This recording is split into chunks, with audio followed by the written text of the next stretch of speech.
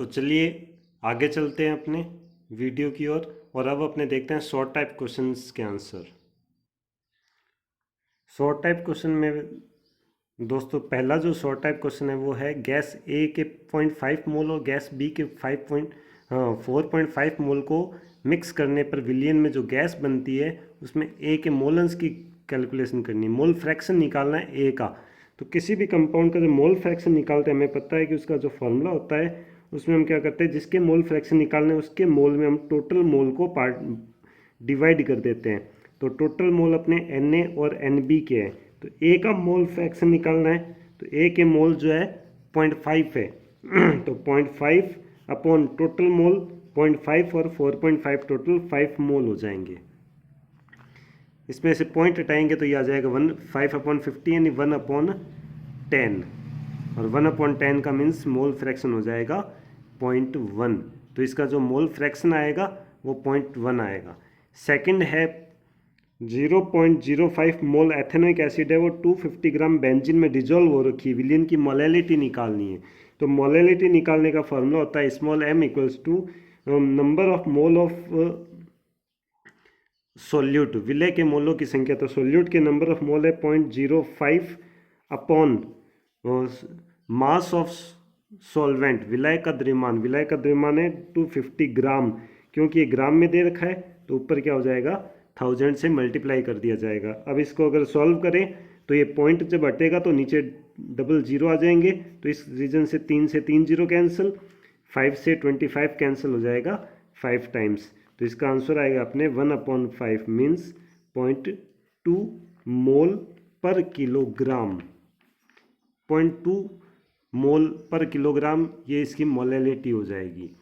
फिर इसके बाद दोस्तों तीसरा क्वेश्चन है डैनियल सेल को ड्रॉ करना है, डैनियल सेल का चित्र बनाना है। तो डैनियल सेल, तो अगर अपने को डैनियल सेल का चित्र बनाना है तो ये अपने डैनियल सेल का चित्र हो जाएगा। इसमें 2 बीकर होते हैं, फर्स्ट बीकर में जिंक मेटल को जिंक सल्फेट के सॉल्यूशन में और सेकंड बीकर के अंदर क्या होता है कॉपर रोड को कॉपर सल्फेट के सॉल्यूशन में डिप किया जाता है और दोनों को एक यू शेप की ट्यूब से कनेक्ट कर दिया जाता है जिसे हम सॉल्ट ब्रिज कहते हैं, और इन दोनों मेटल्स को आपस में क्या एक वायर से कनेक्ट कर दिया जाता है। तो ये अपने डैनियल सेल या इलेक्ट्रोकेमिकल सेल हो जाएगा।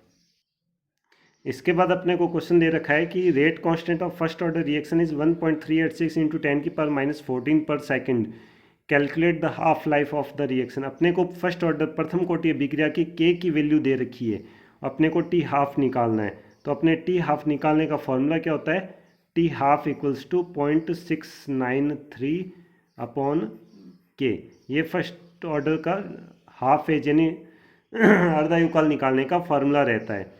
तो जब इसमें 0.693 में 1.386 इंटू 10⁻14 से डिवाइड करते हैं तो इसमें भी 3 नंबर बाद पॉइंट है, इसमें भी 3 नंबर बाद पॉइंट है, ये पॉइंट्स हो जाएगा पॉइंट कैंसिल, और ये 693 से 1386 डिवाइड हो जाएगा 2 टाइम्स, तो अपना आंसर आएगा 1/2।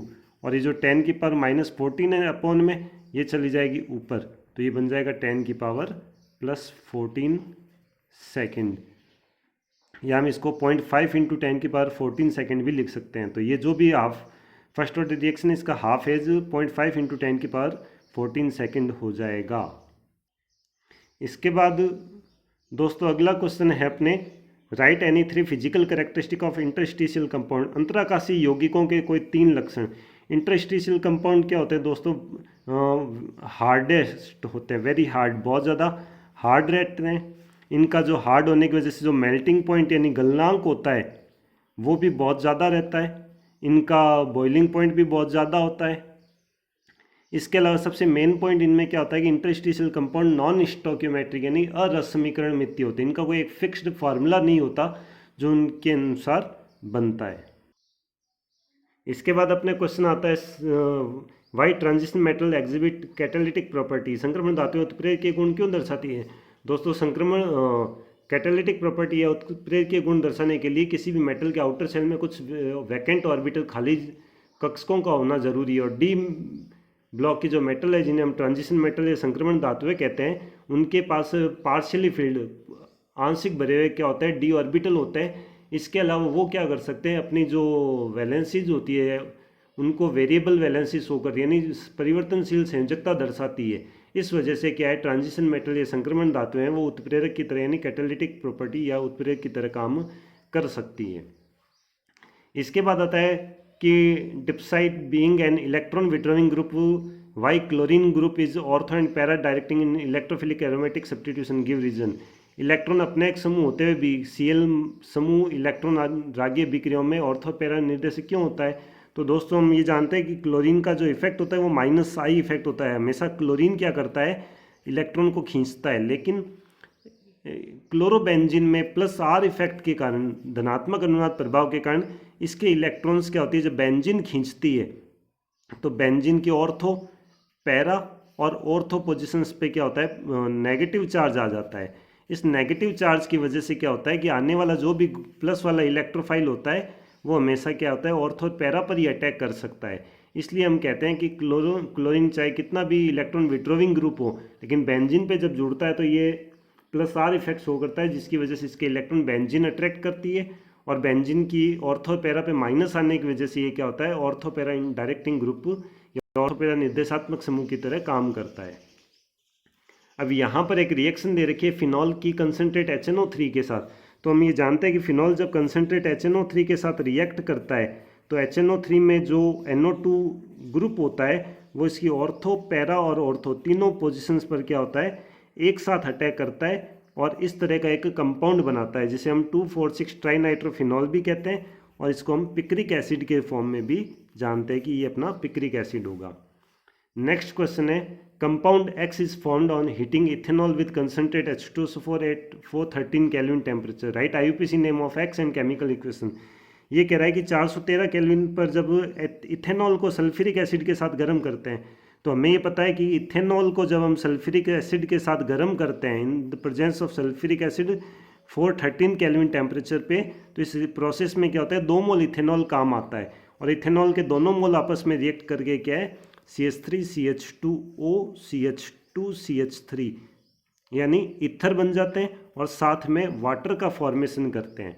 तो ये अपने क्या है, डिहाइड्रेशन ऑफ एल्कोहल, एल्कोहल का निर्जलीकरण की क्रिया है जिसमें इथर बनता है।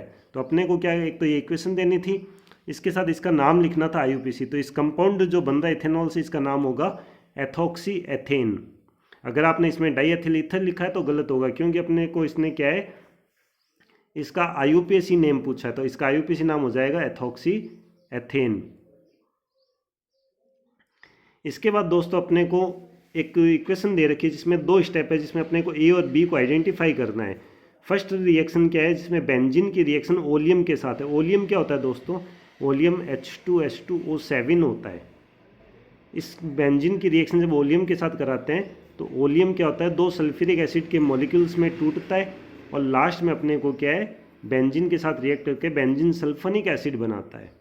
और ये बेंजीन सल्फोनिक एसिड की रिएक्शन जब हम पहले NaOH के साथ करते हैं और फिर H+ एसिड की प्रेजेंस में कराते हैं तो लास्ट में अपने को क्या है, बेंजीन सल्फोनिक एसिड से फिनॉल प्राप्त हो जाता है। तो ये फिनॉल बनने का एक मेथड है। इसके बाद अगर अपने नेक्स्ट क्वेश्चन देखें, compare basic strength of aniline with ammonia. Ammonia और एनिलीन की क्षारीय प्रकृति की तुलना करनी है। तो अमोनिया के अंदर क्या होता है कि नाइट्रोजन के साथ 3 हाइड्रोजन जुड़े हुए होते हैं जो न्यूट्रल इफेक्ट शो करते हैं और इसके पास एक लोन पेयर है। तो ये लोन पेयर किसी भी ग्रुप को देखकर अपना बेसिक नेचर, क्षारीय प्रकृति दर्शा सकता है। लेकिन एनिलीन में क्या होता है, एनिलीन में बेंजीन के ऊपर जब NH2 ग्रुप जुड़ता है तो NH2 ग्रुप जुड़ने की वजह से क्या होता है, वहाँ पर +R इफेक्ट स्टार्ट हो जाता है और +R इफेक्ट की वजह से बेंजीन क्या करती है, इसके जो लोन पेयर होता है वो अपनी तरफ खींच लेती है, जिसकी वजह से नाइट्रोजन के ऊपर क्या होता है, लोन पेयर लेस हो जाता है और इस पे प्लस आ जाता है। अब नाइट्रोजन के पास एक भी लोन पेयर नहीं बचता, जिससे देखकर ये अपना बेसिक नेचर शो करता है। इस वजह से हम कहते हैं कि अमोनिया में नाइट्रोजन पे जो लोन पेयर इलेक्ट्रॉन इफेक्ट है वो नॉर्मल पड़ा रहता है, जबकि एनिलीन में नाइट्रोजन पे इलेक्ट्रॉन की जो डेंसिटी होती है, घनत्व होता है, वो कम हो जाता है। इसलिए अमोनिया एनिलीन की कंपेयर में ज़्यादा बेसिक माना जाएगा। फिर इसके बाद क्वेश्चन आता है, draw the double strand helix structure of DNA। DNA की द्विकुंडलित संरचना बनाइए। तो DNA की जो द्विकुंडलित संरचना होगी वो इस प्रकार होगी। तो दोस्तों ये डीएनए की द्विकुंडलित संरचना हो जाएगी, डबल स्ट्रैंड स्ट्रक्चर बोलते हैं इसको। ये वॉटसन और क्रिक द्वारा दी गई है। तो इसमें क्या होता है, डीएनए के दो स्ट्रैंड, दो रज्जुक होते हैं जो आपस में क्या है जुड़े हुए रहते हैं, और इसमें इस साथ में जो बेसेज होते हैं, क्षारक होते हैं, वो आपस में क्या है जुड़े हुए रहते हैं। ये स्ट्रक्चर हो जाएगी। तो ये अपने इस एग्ज़ाम के केमिस्ट्री के पेपर के शॉर्ट टाइप क्वेश्चन कंप्लीट हो गए। अगर आपको वीडियो अच्छा लगा है तो इस हमारे साथ लाइक और ज़रूर करें, और अपने दूसरे दोस्तों के साथ इसको शेयर करना ना भूलें। Thank you.